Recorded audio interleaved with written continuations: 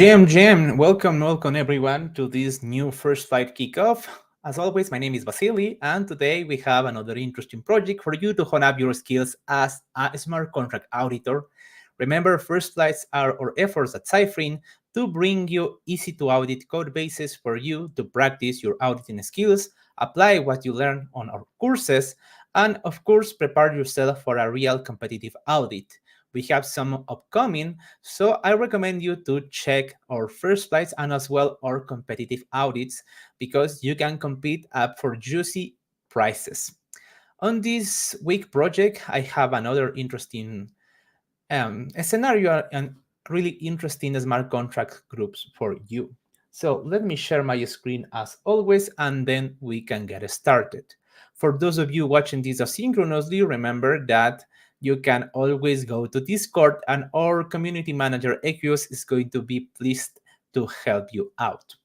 Let me share my screen actually. Okay, for this week first slide, we have something called President Elector. You know that USA elections are upcoming. I think they are going to be on November. On this first slide, we are going to be talking about elections. So basically, President Elector is about this. With US election coming up, we started thinking about elections and how, well, they suck. Most governments follow up a one person, one vote style voting, which ultimately leads to a two-party system. Basically, you can always check this video that we also linked about Veritasium, about democracy, and you can get a lot of information about democracy. I'm not going to show here because, copyright and, of course, all the credits to Veritasium. So for our project, we decided to implement a ranked choice on-change voting mechanism. Our project showcases a ranked choice voting smart contracts. This contract will have a specific set of voters initialized at construction, so we don't have to worry about civil attacks. Aren't we? We always put a lot of focus on these code bases, so maybe you can look up for civil attacks as well when you're auditing this project. Let's continue. The setup looks as such. The initial president is set as message.sender, and each president should have a term of roughly 4 years, or 1,460 days. Be sure to check the timestamps and the block timestamps because this could be manipulated, and that's a small hint I'm giving you right now about how you can audit this smart contract. Voters can call rank candidates to, rank candidates, which can be any address, anytime to queue up their votes for the next president. After the 4-year term has passed, anyone can call select president, which will select the new current president based on the queued up ranks for each voter. Voters can also sign an unsent transaction so others can spend the gas to cast their vote with ranked candidates by signature. About the ranked choice voting is where candidates rank their choices as opposed to voting for a single candidate. Once all votes have been collected, candidates go through rounds to choose a new president. Each round, the candidate with the least votes is eliminated, and the voters who selected the candidate who will remove will have their vote and they count for whoever has selected next.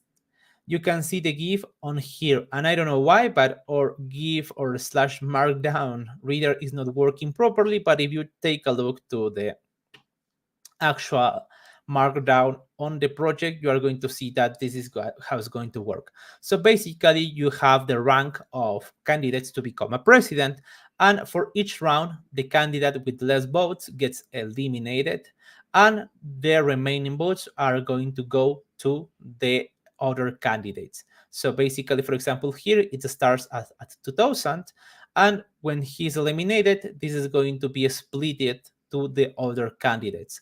At the end, one president is going to be selected.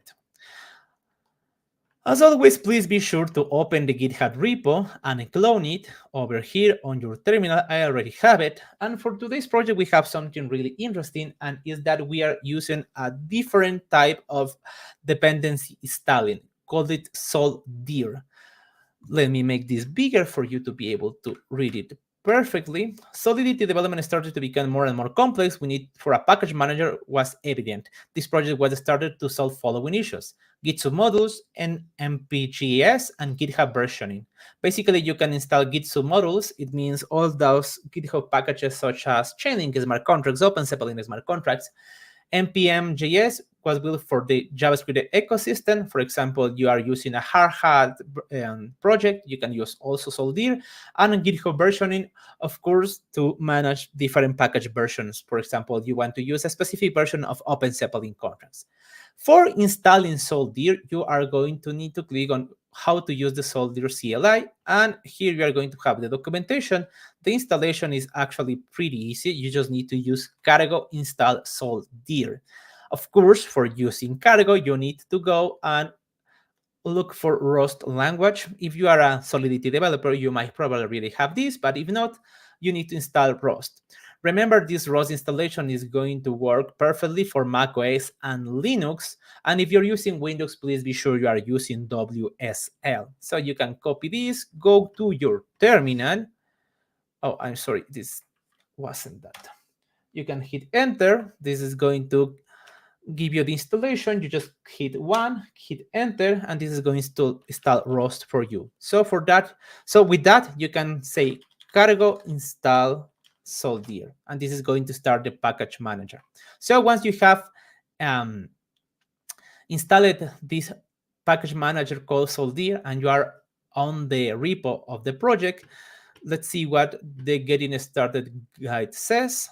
It seems that we need to use the Solidity install, and this is going to install all the dependencies. Of course, as any tutorial on the internet, this will not happen for me because I already have everything. Once you have all the dependencies, you can do the always useful forge coverage. This is going to give you a small look about how many functions are covered for this smart contract. Let me make this a little bit smaller, actually, just for you to see it perfectly. And the only smart contract on the scope is the ranked choice.solo. Of course, the OpenZeppelin ones aren't because, again, I'm for OpenZeppelin, so you don't need to worry about them. And it seems we have 8 out of 10 functions tested. So, of course, when you're auditing this project, be sure to go to the test folder and be sure any function on this smart contract is tested. Also, we always recommend you to always go and download the VS Code extension Solidity Metrics, because this extension is going to allow you to have a better understanding on how the smart contract works. So basically, you go to the SRC, you do a right click, Solidity Metrics, and this is going to automatically generate a small report for you with a lot of information, such as the complexity score, the ends log. You can see how many view functions are, how many call functions are. But something really interesting I always recommend watching is this part, in the inheritance graph and the call graph. Basically, this is how the project work as a whole. So, for example, we have this rank candidates function, which calls an internal function called rank candidates, and this function also calls the rank choice invalid input. So, for example, if you have a vulnerability or a problem with the rank choice invalid input, it's going to mean that you have a problem all the way down to the rank candidates function. Of course, we have this inheritance. For example, this rank candidate by SIG calls a recover function from the ECBSA protocol, which, if I'm not mistaken, comes directly from, let me actually go to the top. Okay, give me a second, please. Solidity metrics. Okay, back to the bottom.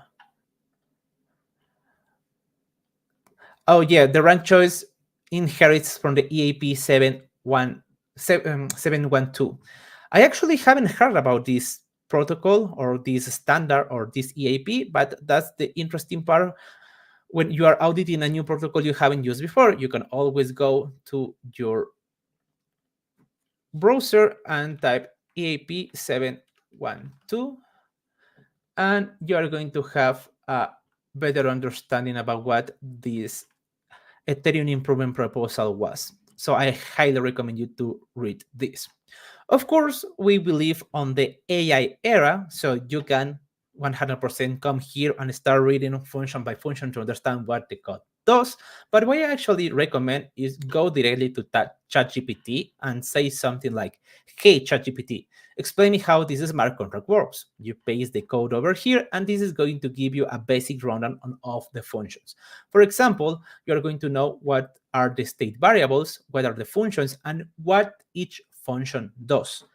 With this explanation, and in addition, with the help of the Solidity Metrics extension, which is going to again give you the cal graph, you're going to have a better understanding on how this code base works.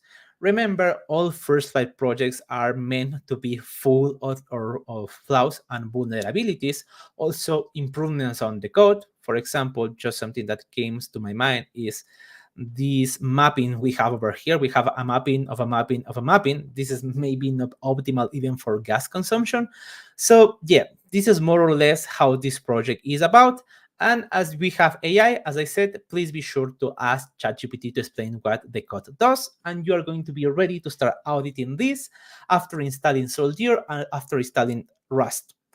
And with that said, I think we are done. It's going to be a really fast-paced first flight kickoff because the objective of these videos is to give you the steps you need to follow in order to set up the project, understand the basic functionality, and get ready to start auditing. With that said, I want to say thank you for watching this. If you're watching this asynchronously, don't forget to ask questions through the Discord. And also, I want to mention that this is going to be my last first flight I'm going to be hosting. It was a pleasure for having you with me on all these first flight and also on some competitive audits.